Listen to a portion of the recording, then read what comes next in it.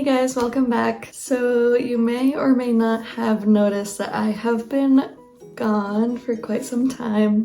I actually had quite a bit happen in a short amount of time. I got engaged.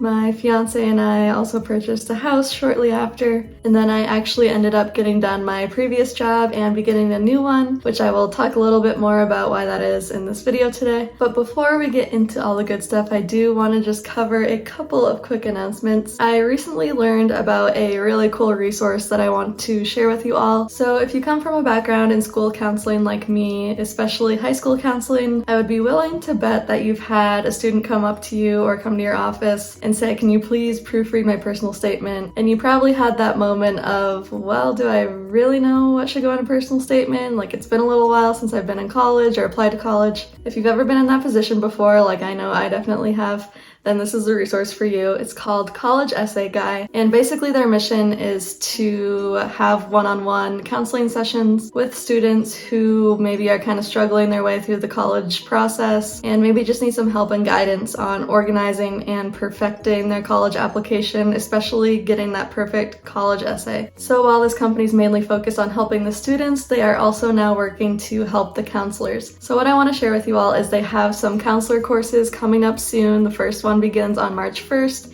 It's a live session. It runs from March 1st to March 22nd, and it really dives deeper into how to help students write that perfect college essay. He's really all about giving people access to the courses and all of the services if they want it, and doing whatever he can to make that happen. So if you aren't able to pay in full for the courses, there are payment plans available, and they also accept payment on a pay what you can basis. So whatever you can comfortably pay, they will accept. So again, that live course is coming up starting March 1st. I will put the link down below in the description box. Please check it out, and even if you decide not to register for a course, please just check out College Essay Guy and see all of the wonderful resources they have to offer, and maybe share them with your students if you are a high school counselor. Okay, now moving on to the main subject of today's video. As you can see by the title, I am going to talk a little bit about the pros and cons of the school counseling field, and that kind of ties into the reason why I ended up getting out of it. So if you didn't know, I got my master's in counseling, and my specialization was actually in school counseling. I didn't just go into this field blind, not knowing what to expect or anything, but after I got into working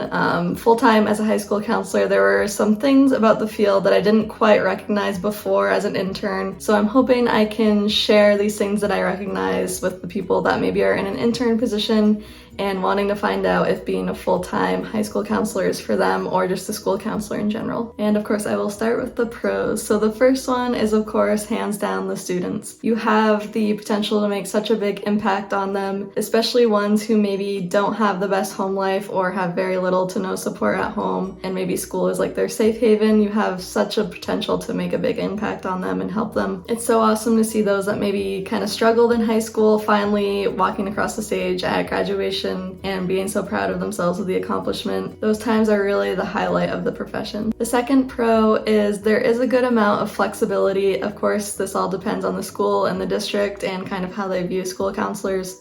But for the most part, you will have a good amount of flexibility and a pretty good balance between life and work and being able to spend time with your family, do your hobbies, that sort of thing. And you're typically contracted to work about 220 days of the year.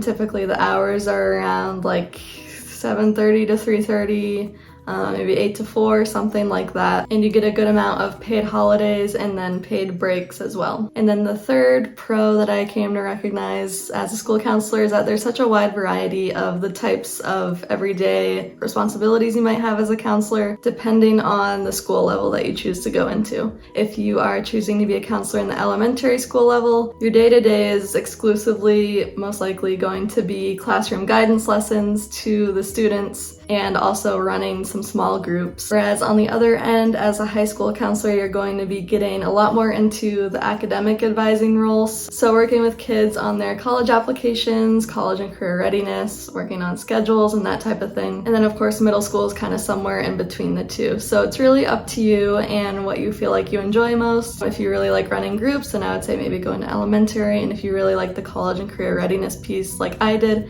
go into the high school side. Now moving on to the cons. ones and a lot of the reasons why I ended up getting out of the field and making a transition into mental health counseling. Number one is that so much of your experience depends on who you have as an administration team in the school. You can have a really amazing experience as a school counselor or a really terrible one, depending on the administration at the school and how they view counselors, how much they value your role at the school. And this varies so widely from district to district, from school to school within that district. There's schools and admin team that really value and recognize school counselors' roles within the school. They know what they're supposed to do, what they're not supposed to do. And then there are other ones that don't recognize the difference and will put duties that aren't supposed to go to school counselors, such as like testing administration, dress coding, getting involved in parent-teacher or student-teacher conflicts, things like that. They'll assign to school counselors when really that's not what we're supposed to be doing within the school. So honestly, I think these are great questions to ask in an interview for a school counseling position. Well, if you get to interview with the admin team, you could say something like, what do you guys view as being the role of a school counselor within the school? What types of day-to-day responsibilities do you think they are responsible for? To kind of get a feel for how much do they really know about the school counselor's role. Moving on to the second con.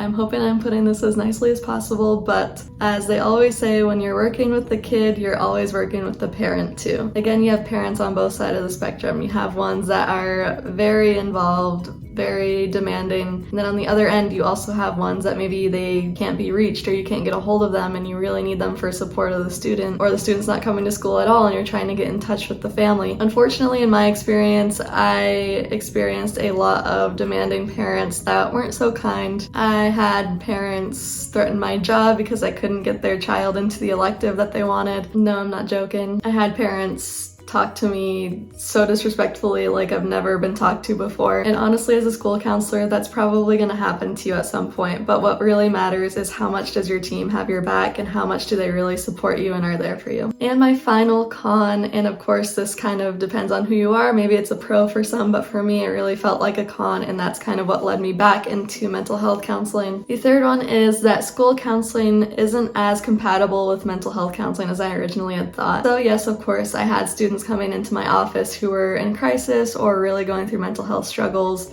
and were wanting some advice on how to seek out a therapist or something like that. But really, as school counselors, we're trained to be very surface level, very solution focused. So yes, I can talk you through your mental health struggles, but it's really about how can I get you back to class and functioning and doing well in the school setting. And that really felt not as satisfying to me as I would like it to be. So I kind of saw from students, maybe they had some trauma in their background or they had a lot of troublesome family dynamics going on, but I couldn't touch that. We're always trained as school counselors that we cannot do therapy. That's really outside of our realm. And having been fortunate enough to go through a program that trained me in both and allowed me to do both in the future, I really just found myself kind of yearning for getting back into the mental health side. I really wanted to address those dynamic issues, that trauma, that sort of thing. So ultimately, I decided the best decision for me was to get out of the school counseling field, at least for the time being. But for now, I am really loving the mental health therapy side of things. For those of you who maybe are kind of undecided on if you want to go the school counseling route or mental health counseling route,